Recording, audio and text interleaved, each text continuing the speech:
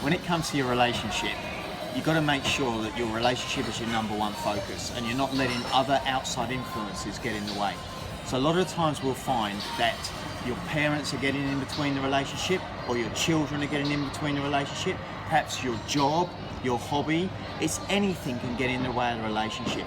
It's almost like you'd rather spend time focusing on that than you would on the relationship. And if you think about it, that makes perfect sense, right? Because it's harder to have a great relationship than it is to maybe be successful at work.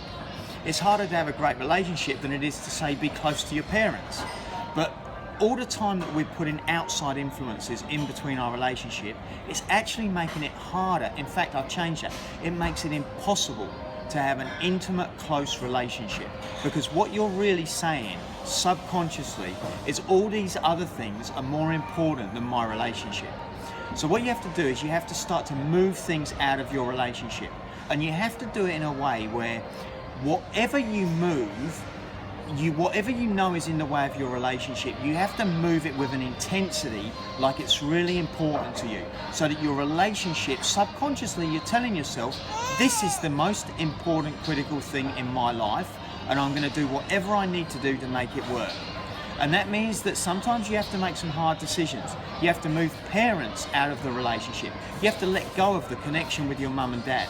You have to gently and caringly and kindly move the children out of the relationship so that they don't come between you.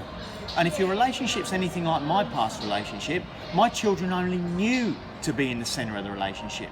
So when I started a new relationship, it took some work to actually educate them in why it was so important that they stayed out of the relationship.